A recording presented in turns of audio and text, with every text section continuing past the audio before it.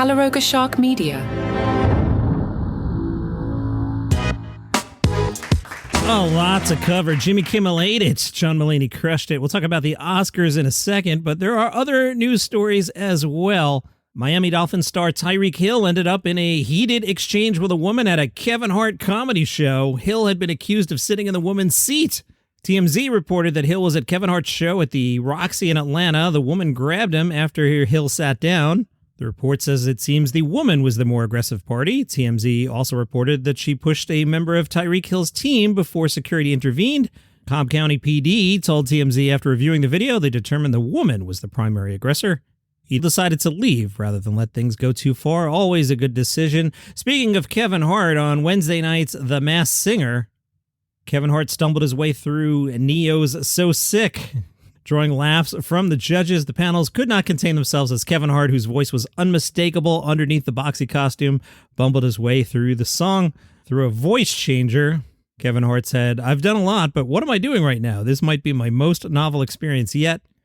When the reveal came, Robin Thicke had guessed it was Kevin Hart. Thicke hugged Kevin. Nick Cannon complained that Kevin Hart was breaking the rules. Cannon said, "This is stupid. That was the worst performance ever in the history of the show. How about that?" Kevin Hart said, "On purpose, Nick. I performed bad on purpose." Cannon shot back, "You embarrassed yourself. That was stupid." "No, I don't look stupid. I look put together, Nick. There's nothing stupid about me. You know who looks stupid? You in that stupid jacket." Good buzz on Saturday Night Live. Did you see Scarlett Johansson portray Senator Katie Britt doing the rebuttal to the State of the Union? Very, very good. Jimmy Carr in trouble. The New York Post went with the headline, "Comedian Jimmy Carr's vile joke at deaf audience member causes outrage. This isn't comedy." All right, so Jimmy Carr's there performing in Kent. Carly is at the show. Carly says Jimmy Carr picked her out of the front row because she was wearing a beret, asking why she was wearing it. Carly says, "I used my right hand to lift my beret, exposing my hearing aid. I hoped that he was at least a decent guy and would move on, knowing I was deaf. It didn't work. It had the opposite effect, as I was like a sitting deaf duck now." I don't think she understands what happens at a Jimmy Carr show. She said she was using a transcribing app on her phone to read what Carr was saying during the set. Carr then addressed her again and asked if she was going to call for backup from the French resistance. That's a good joke. Then he was talking about how you can say anything about deaf people because they can't hear you. I was shocked. This isn't comedy. How did you wind up in the front row of a Jimmy Carr show? This is exactly what he does. I like Jimmy Carr a lot. Don't read anything into the. I'm on Team Jimmy Carr here. That punchline about because they can't hear you, that's Jimmy's act. Carly said, "Comedy is an amazing tool for progressive change, yet Jimmy decided to use his platform to put down those who have a tough life. There's a joke, and then there's absolutely insulting. It's vile to the deaf community. It's just not acceptable. He doesn't need to do that. He's rich enough." Okay. Meanwhile, another story before we get to the Oscars. Comedian Nima Yemini has apparently backtracked about that whole Matt Rife thing. Remember the lawyers got involved? Told you about that yesterday. In a new video clip, Yemini said, "A while back I did a parody video on my page," and then threw Twitter under the bus, saying Twitter posted his parody video without context and passed off his joke as truth. Yemini said, "I don't know Matt Rife. I've never met him, but my silly joke should not discredit him. I really do wish him success, and my content is entirely satire."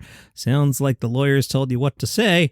"My content is exclusively for entertainment, no hidden agendas, so please everyone stop hating based on rumors, lies, gossip, jokes. Matt Rife didn't have me do this, but I want to give an explanation. That was wrong. The Matt Rife conspiracy is just not true." I think we all knew that. Katt Williams ran the 40-yard dash. Yeah, a lot of news, right? I want to get to the Oscars, but all these stories came in. Katt Williams ran the 40-yard dash at the Sports Academy in Frisco, Texas. He ran it in 4.97 seconds at 52 years old. By comparison, Dak Prescott, who's the quarterback of the Cowboys at age 22, ran the 40 in 4.79. Again, 4.97 and 4.79, not all that different. All right, on to the Oscars. I was driving back from Boston, and we were playing YouTube TV through my car speakers, so I wasn't at all watching Jimmy Kimmel, but I was listening, and my daughter was with me. She was watching, and our takeaway sounded to us like Jimmy was struggling, that the crowd wasn't with him. Suddenly, Joe Coy's not so bad at this. Know what I'm saying? Yeah, Jimmy never found a rhythm. The Daily Mail recapped. They said Kimmel, returning for the fourth time, left the A-listers grinning and cringing in equal measure as he took to the stage. They talked about the awkward thing when Kimmel said, "Robert Downey Jr., one of the highest points of his career, but Robert has been."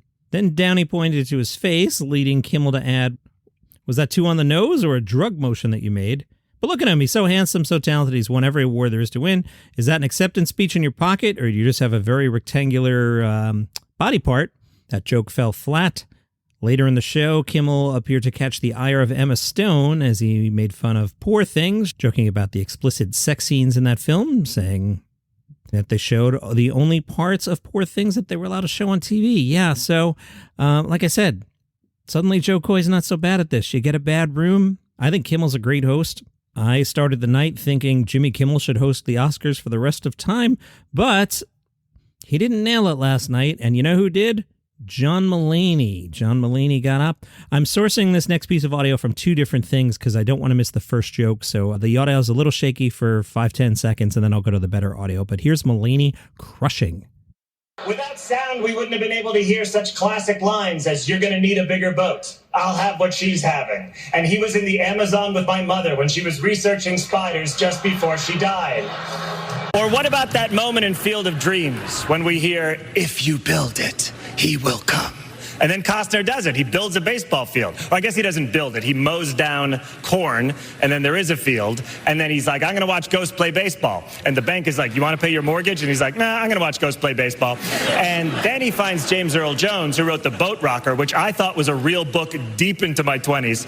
And he's like, "People will come, Ray. He's the only one with a financial plan." But what's weird is Timothy Busfield pushes little Gabby Hoffman off the bleachers, and she falls down, and she's unconscious. Then Burt Lancaster is Moonlight Graham, and he comes up and he pats her on the back a couple times, and he's like, "Hot dogs stuck in the throat." And then he can't go back in the game, because I guess there's a rule in Ghost Baseball that if you leave the field at any point to become an elderly ghost and do the Heimlich maneuver, you can't return to the field. I love Field of Dreams. That should win Best Picture. Should John Mulaney host the Oscars next year? I'll bet $1 that he does. He hosted some sort of secondary or tertiary awards. I don't know if it's the SAG Awards or what he did, but he did something recently. I wouldn't be shocked after 2 years of Kimmel and Kimmel being a little off his game last night if they tried out Mulaney next year. I think Mulaney would be a good choice, and I do really like Jimmy Kimmel. And Jimmy saved his best for last. The show early on, as my daughter and I drove home, they had given away one award in the first half hour. We were like, this thing's going to sail long. And by the end, they were a couple minutes short, and Jimmy had to kill time.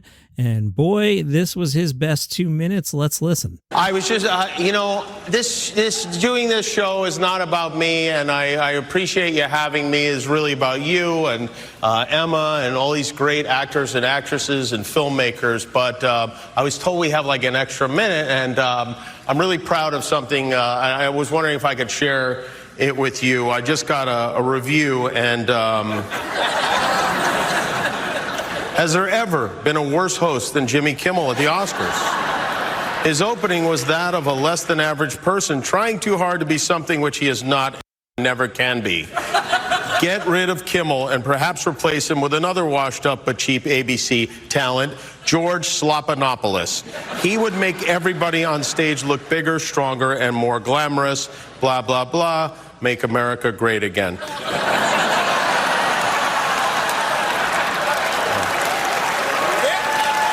Okay, now, see if you can guess which former president just posted that on Truth.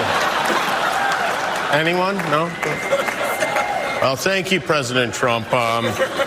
Thank you for watching. I'm surprised you're still... Isn't it past your jail time?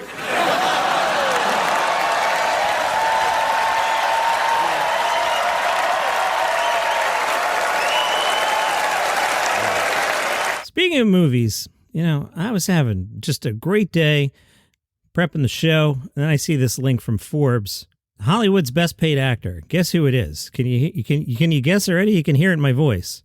Now you might be thinking, I don't know, it might be somebody like Robert Downey Jr. He's Iron Man. He's an Oppenheimer. Somebody like that. Nope. The highest paid actor, according to Forbes, Adam Sandler. Forbes tells us since signing his first $250 million four-picture deal with Netflix in 2014, Sandler has starred in 8 movies for Netflix and produced several more through his Happy Madison production company. In the first 6 months of 2023 alone, Netflix subscribers spent more than 500 million hours watching Sandler movies. 500 million hours. Accordingly, Netflix has rewarded the prolific funny man with not only one of the most lucrative contracts in the entertainment industry, but one with enormous creative freedom. Sandler's 3 movies in 2023 included Murder Mystery 2. Okay. You're So Not Invited to My Bat Mitzvah, starring his wife and daughters, and the animated movie Leo. I forgot that happened. Combined with his 44 stand-up comedy shows, Sandler earned an estimated $73 million last year. The rest of the list, in case you're curious, Margot Robbie, second at $59 million. Tom Cruise, I've heard of him, $45 million. 4, Ryan Gosling, tied with Matt Damon. They made $43 million. Jennifer Aniston, oh, she's in The Morning Show on Apple TV and Adam Sandler movies. Maybe I should just start sucking up to Adam Sandler instead of sitting here in the basement trashing the guy. 7, Leo DiCaprio, $41 million. Jason Statham, also $41. Ben Affleck, $38. And Denzel Washington, $24 million. South by Southwest today, 4 o'clock. Doug Benson tapes his podcast. 7 o'clock, The Super Good Show is stand-up comedy. Napoleon Emili's been on a lot of shows at South by. Nathan McIntosh, Luisa O'Milan, Brian Simpson. At 7:30, Sunset Stand-Up. Let's see. Jordan Fisher, Stuart Goldsmith, Aaron Jackson, Beth Stelling.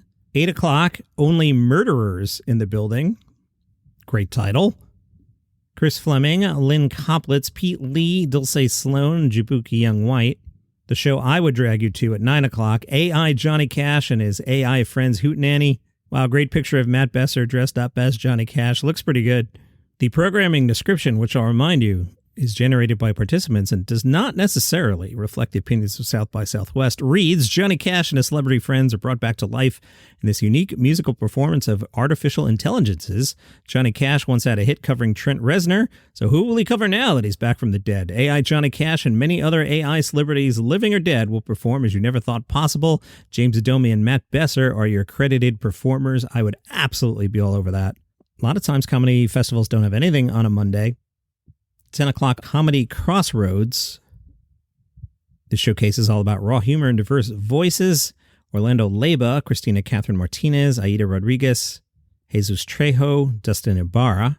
That's a good lineup. And Stamptown, once again, at 11 o'clock. What's throwing me here is it says The Creek in the Cave, which I know moved from Queens to Austin. It's just weird to me that a comedy club moves. You're not a baseball franchise. Tim Allen is getting another sitcom on ABC, at least a pilot. This one is called Shifting Gears. Tim Allen plays Matt, the stubborn widowed owner of a classic car restoration shop. When Matt's estranged daughter and her teenage kids move into the house, the real restoration begins. Boy, what an original premise. Somebody's going to be the old dad and the daughter moves back in with the kids. Never seen a sitcom like that. I can't wait. And a little crossover with Palace Intrigue, which is the podcast about the British royal family. Where is Kate Middleton? Well, comedian Fern Brady is up against Prince Harry for a major book award. Fern Brady's book is Strong Female Character. Harry's is called Spare. You may have heard of that one. Spare was the best-selling book of 2023. The winners of the British Book Awards, known as the Nibbies, I like that because of the Golden Nibshade Trophy, will be announced on May 13th. And that is your comedy news for today. If you enjoy the program, tell a friend about it. They might like it too, and I'll meet you here tomorrow. See ya.